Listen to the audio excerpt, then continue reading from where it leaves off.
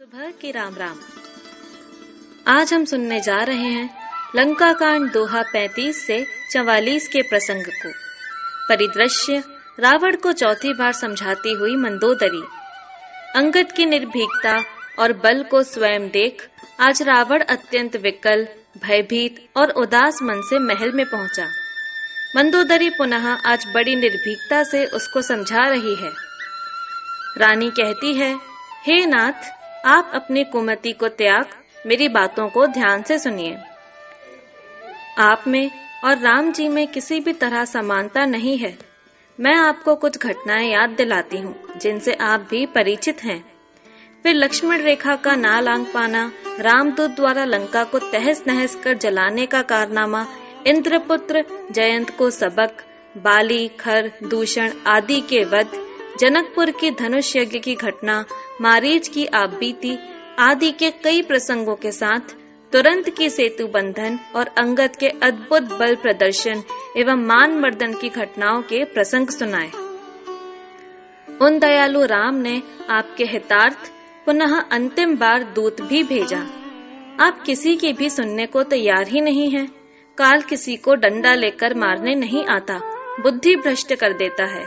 वही आपके साथ हो रहा है। अभी भी कुछ नहीं बिगड़ा। प्रभु की शरण पकड़ लीजिए और सब कुछ ठीक हो जाएगा। उसे सीख के वचन बाण की तरह लगे। प्रातःकाल चुपचाप सभा में चला गया। यहाँ श्री राम जी को अंगद ने अत्यधिक सुरक्षित, अति विकट गढ़ लंका के 4 द्वारों के बारे में बताया। सब परिस्थिति समझ विभीषण, सुग्रीव और जामवंत जी से मंत्रणा कर सेना के 4 भाग बना सेना नायक नियुक्त कर चलने का आदेश दिया। राम जी की यह विशाल वानर सेना श्री राम, लक्ष्मण, सुग्रीव के गगनभेदी जय घोषों के साथ अपने मुंह से ही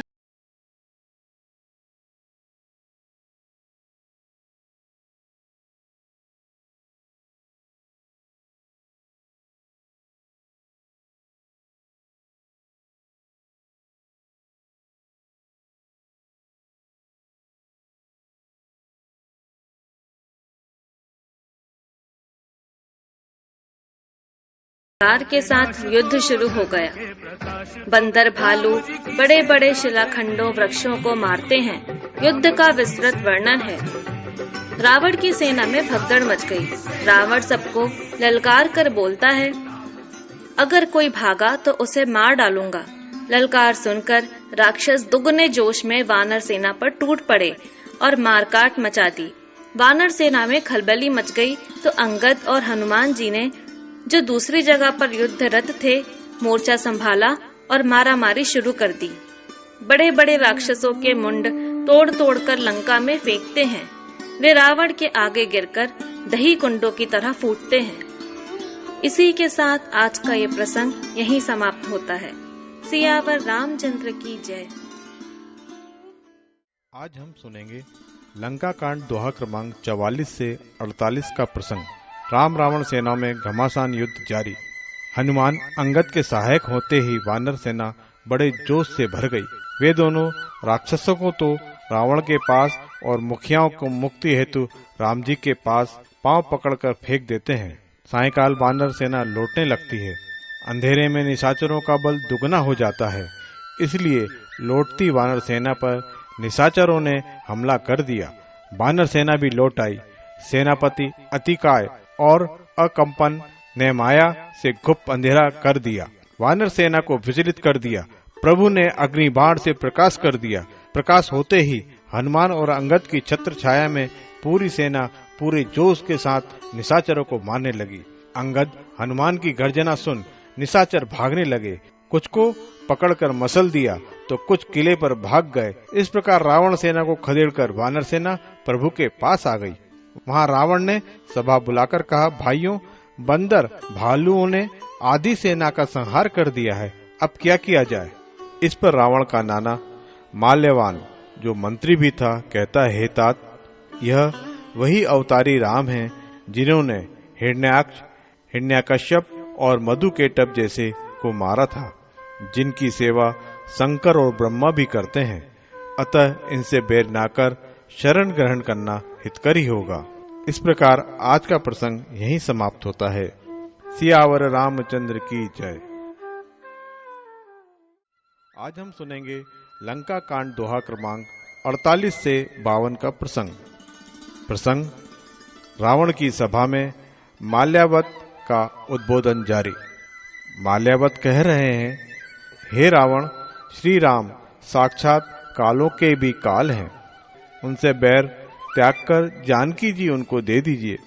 सुनते ही रावण तमतमा गया और कहता है, अभागे, यहाँ से काला मुंह करके भाग जा, तू बुढ़ा है, नहीं तो अभी मार डालता। माल्यवान उसे कालवश जान घर चले गए।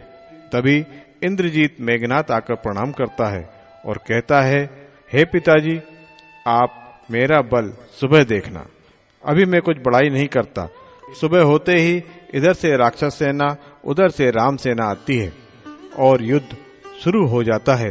तभी मेघनाथ अपने रथ पर सवार हो रणभूमि में पहुंच बहुत तेजी से बाणों की वर्षा प्रारंभ कर देता है। सब वानर सेना को बेहाल कर देता है। सेना में भगदड़ मची देख हनुमान जी एक बड़ा भारी पर्वत उठाकर मेघनाथ पर पटक देते हैं। रथ घोड़े गवा मेघनाथ बच निकलता है। हनुमान जी के ललकारने पर भी वह हनुमान जी के बल का परिचय जानते हुए भी उनके पास नहीं आता। वह जाकर राम जी पर बाणों की वर्षा करने लगता है। प्रभु ने सब बाण बेकार कर दिए, फिर खिसियाकर माया से धूल मिट्टी आदि की वर्षा से अंधेरा कर देता है।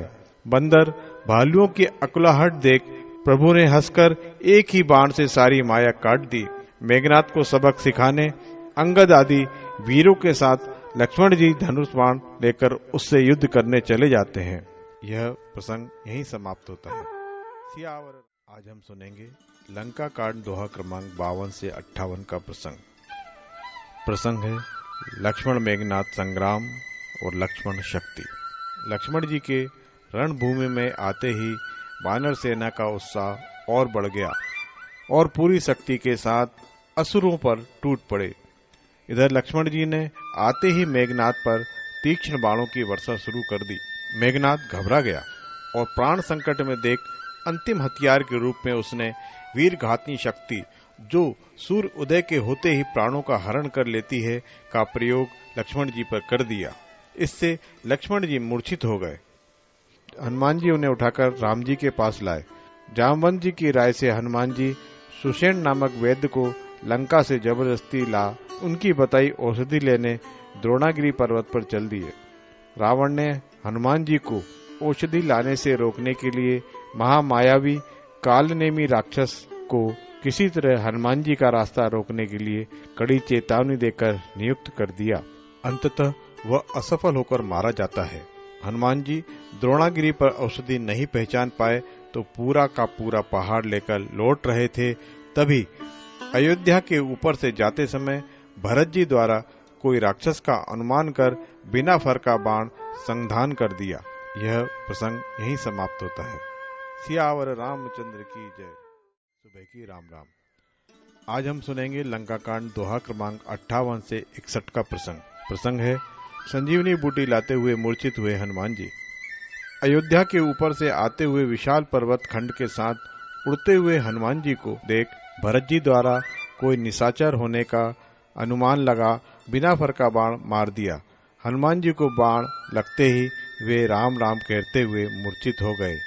राम नाम का उच्चारण सुनते ही भरत जी दौड़कर वहां पहुंचे। तरह तरह से उनको होश में लाने के लिए कोशिश करते रहे, लेकिन वे नहीं जागते। तब राम की आन लगाते ही हनुमान जी तुरंत राम नाम कहकर मूर्छा से जाग गए। भरत जी ने उन्हें हृदय से लगा लिया और सब समाचार जानकर भरत जी अत्यधिक दुखी हुए। समयाभाव समझ भरत जी ने उन्हें बाण पर बैठा तुरंत पहुंचाने को कहा। पहले तो हनुमान जी को संदेह लगा, फिर प्रभु का प्रताप याद करते ही प्रणाम कर विदा ले जल्दी से लंका को चल दिए।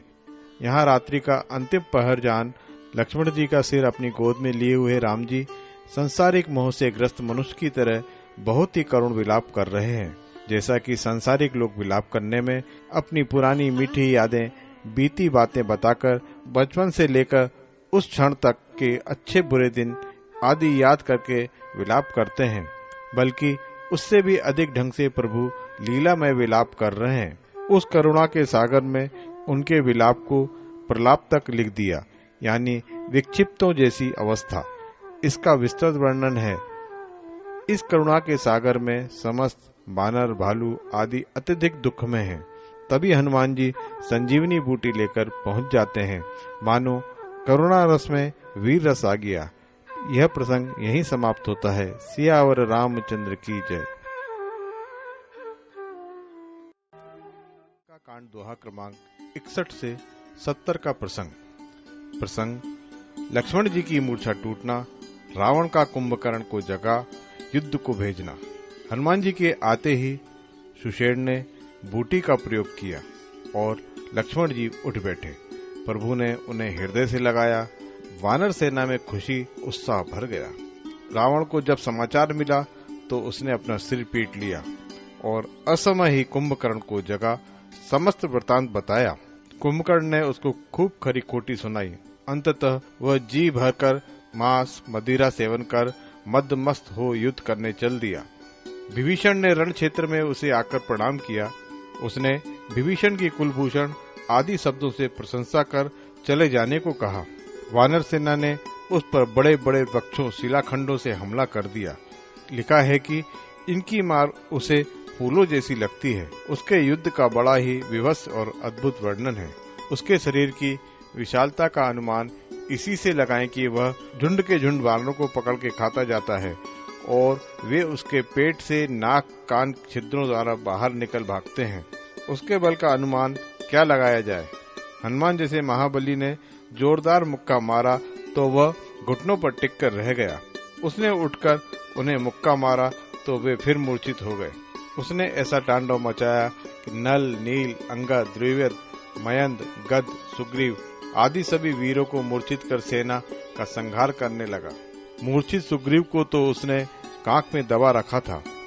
होश आते ही वे कांख से निबुक दांतों से उसके नाक कान काट भागे तो पांव पकड़ भूमि पर पटकने से पहले ही उसे जोर की मुष्टिका मार बच निकले।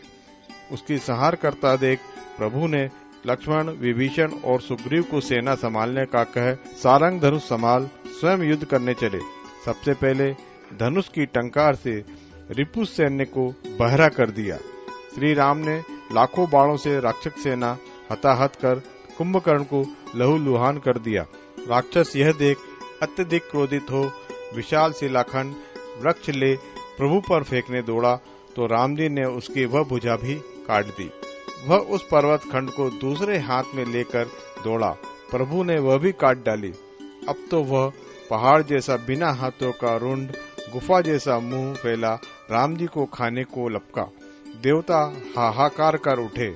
इस तरह आज का प्रसंग यहीं समाप्त होता है। सियावर रामचंद्र की जय, लखन लाल की जय, वीर बजरंग बली की जय।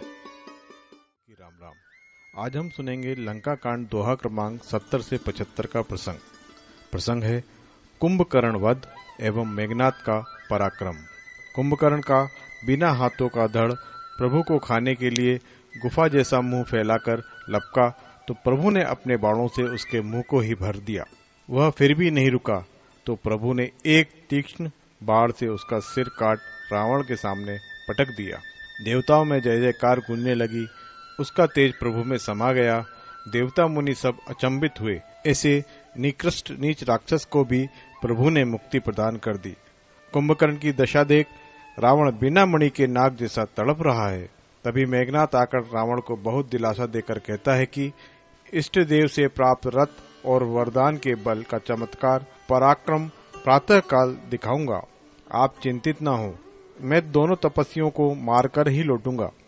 आज मेघनाद अदृश्य रहने वाले मायामय रथ पर चढ़ रणभूमि में आया और अदृश्य रहते हुए उसने तरह तरह के अस्त्रों, शस्त्रों, तीक्ष्ण बाणों का बहुत तेजी से संधान कर सुग्रीव, अंगद, विभीषण, लक्ष्मण आदि सभी वीरों को सेना सहित जर्जर व मूर्छित कर राम जी को बांधने के लिए उन पर नाग बाणों का प्रयोग करके उन्हें भी नाग पाश में बांध दिया। इस प्रकार समस्त वीरों को सेना को मूर्छित करके प्रकट हो गया और तरह तरह के दुर्वचन और अपशब्दों का प्रयोग करके ललकारने लगा। उसके द्वारा बूढ़ा मानकर छोड़ दिए गए जामवंत जी मेघनाथ पर झपटे तो उन पर तीक्ष्ण त्रिशूल चलाया, जिसे पकड़कर जामवंत जी ने उसी की छाती में मार बेहोश कर पैर पकड़कर लंका में फेंक दिया। इधर देवर्षि नारद जी ने गरुड़ को भी भेज प्रभु को नागपाश से मुक्त कराया। मेघनाथ मूर्छा से जागने पर सामने रावण को देख बहुत शर्मिंदा हुआ। प्रातःकाल अजय होने के लिए गुप्त रूप से एक गुफा में जाकर यज्ञ करने लगा। इधर विभीषण जी राम जी से कहते कि हे प्रभु, मेघनाथ एक अपावन यज्ञ कर रहा है, उसके सिद्ध होते ही वह आसानी से नहीं मरेगा, इसलिए उसका यज्ञ विध्वंस करना जरूरी है। तब लक्ष्मण जी ने प्रभु की आज्ञा से सभी सुभटों के साथ मेघनाथ को मारकर ही लौटने की शपथ लेकर यज्ञ विध्वंस करने चल दिए। आज का प्रसंग यहीं समाप्त होता है।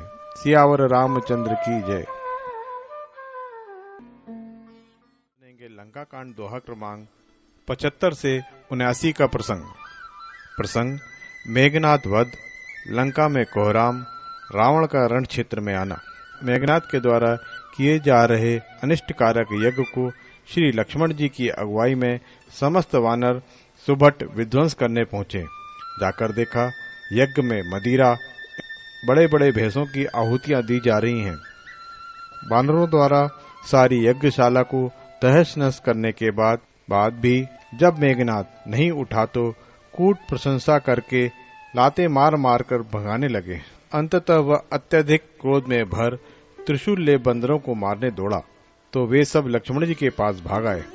अंगद, हनुमान जी आदि महावीर उसको मारने दौड़े, सभी को मारकर मूर्छित कर दिया और लक्ष्मण जी पर बाणों की वर्षा करने लगा। प्रभु लक्ष्मण जी ने उसके सभी बाणों को काट कर टुकड़े टुकड़े कर दिया। अब वह और भी क्रोध से भर गया, कभी प्रकट हो कभी अदृश्य होकर युद्ध करने लगा। वह भी लक्ष्मण जी के बाणों को काट रहा है। लक्ष्मण जी ने विचार किया कि इस दुष्ट को मैंने बहुत खिला लिया, अब मारना ही है। फिर श्री राम जी के प्रताप को स्मरण कर एक तीक्ष्ण बाण से उसकी छाती को मार डाला। हनुमान जी उसके शरीर को उठा लंका के द्वार पर चुनौती रूप में रखाए। देवता दुदुम्बियां बजा रहे हैं, फूल बरसा रहे हैं, स्तुतियां कर रहे हैं। लक्ष्मण जी आकर प्रभु को प्रणाम कर बैठ गए। मेघनाथ का वध का समाचार सुनते ही रावण मूर्छित हो गया। लंका में कोहराम मच गया। मंदोदरी छाती पीट पीट कर रो रही है। सब लोग रावण को गालियां दे रहे हैं। रावण सबको समझा रहा है, संसार तो नश्वर है, जीवन मरण मृत्यु लोक का परम सत्य है, अतः शोक न करें। यहीं पर मानस की अति प्रचलित पर उपदेश कुशल बहुतेरे गाई गई। सबको समझाकर प्रातः सब वीरों से कहता है कि जिसको युद्ध में डर लगता है, प्राण प्यारे हैं, वह अभी चला जाए। रणभूमि से भागने पर मैं उसको मार डालूंगा। फिर बड़ी भारी सेना लेकर सजाकर वह युद्ध के लिए जाता है। यहाँ बानरों ने सुना कि राक्षसों की सेना आ रही है तो बड़े बड़े शिलाखंड लेकर दौड़े और अपनी अपनी जोड़ी मिलाकर इधर राम और उधर राम की दुहाई दे युद्ध में भिड़ गए। आज का प्रसंग यहीं समाप्त होता है। सियावर रामचंद्र की जय। हम सुनेंगे लंका कांड दोहा क्रमांक 79 से 86 का प्रसंग रावण लक्ष्मण युद्ध। राम रावण की सेनाओं में घमासान युद्ध चल रहा है। अस्त्र शस्त्रों से सुसज्जित रथ पर रावण को आते देख बिना रथ कवच तथा बिना जूतों के प्रभु के समक्ष विभीषण हाथ जोड़कर रावण विजय पर अपना संदेह प्रकट करते हैं। जब प्रभु उस धर्ममय रथ का उपदेश करते हैं जिनके होने पर वह संसार में अजय रहेगा, मानसकारों में इस धर्ममय रथ पर विशद व्याख्या होती रहती है। शंकर जी कहते हैं कि हे पार्वती, ब्रह्मा आदि देवों के साथ मैं भी उस अद्भुत युद्ध को देख रहा था। वहां से रावण, यहाँ से अंगद, हनुमान अपनी सेनाओं को ललकार रहे हैं। बड़ा विकट विभत्स घमासान युद्ध हो रहा है। युद्ध का बड़ा अद्भुत वर्णन है। वानरों की मार से सेना में मची भगदड़ को देख रावण ने लोटो लोटो की दहाड़ लगाई और 20 भुजाओं से 10 धनुषों से अंधाधुंध बाणों की छड़ी लगाकर वानर सेना को बेहाल कर दिया। वानर बचाओ प्रभु बचाओ इस तरह की आर्तनाद करते हुए भाग रहे हैं। अपने दल की विकलता देख धनुष बाण को बांध बड़े क्रोध के साथ श्री राम जी के चरणों में सिर नवा लक्ष्मण जी चलते हैं। लक्ष्मण जी को देख रावण चिल्लाया, मैं तुझे ही खोज रहा था बेटे के हत्यारे, और उसने तीक्ष्ण बाणों की झड़ी लगा दी। लक्ष्मण जी ने सभी को काटकर 100 टुकड़े कर डाले और हृदय में सैकड़ों बाण मारकर उसे मूर्छित कर दिया। जागने पर उसने क्रोध से भर ब्रह्म शक्ति का लक्ष्मण जी पर प्रयोग कर उन्हें मूर्छित कर उठाने की, लेकिन वे हिले ही नहीं। यह देख हनुमान जी रावण पर झपटे तो उसने एक घूसा मारा। वे घुटनों के बल टिक कर रह गए और खड़े हो गए। जोर का घूसा रावण को मारा तो वह तुरंत मूर्छित होकर गिर गया। फिर लक्ष्मण जी को उठाकर वे प्रभु के पास ले गए। लक्ष्मण जी को देख प्रभु कहते हैं, हे भैया, मेरी बात को धारण करो। आप तो काल के लिए भक्षक, देवताओं के रक्षक हैं, इसलिए जागिए। ऐसा कहते ही शक्ति ब्रह्मलोक चली गई और वे जाग गए। अब की बार अतिशय क्रोधावेश में भर लक्ष्मण जी रणभूमि में पहुंच अति तीव्रता के साथ बाणों के प्रहार से रथ भंजन कर सारथी को मार उसे घायल मूर्छित कर प्रभु के पास लौट आए। दूसरा सारथी दूसरे रथ पर रावण को रख लंका ले जाता है। रावण की मूर्छा टूटने पर वह एक विशेष यज्ञ का अनुष्ठान करवाता है, जिसकी सूचना प्रभु को दे विभीषण जी कहते हैं कि यज्ञ सफल होने पर रावण को मारना कठिन होगा। प्रातःकाल प्रभु हनुमान, अंगद आदि सुबडों को भेज यज्ञ विध्वंस कराते हैं। तब निराश रावण जीवन की आशा त्याग पूरी शक्ति से सेना ले रणभूमि में आया। देवता आकाश से विनती करते हैं कि हे प्रभु, इसे शीघ्र मारिए, इसने बहुत दुख दिए हैं। सीता जी भी बहुत दुखी हैं। उनकी विनती सुन प्रभु फेंटा कसकर धनुष बाण ले युद्ध क्षेत्र में आते हैं। यहाँ प्रभु के वीर वेश का बहुत ही सुंदर वर्णन है, इसे अवलोकन करना चाहिए। इस तरह आज का प्रसंग यहीं समाप्त होता है। सियावर रामचंद्र की जय।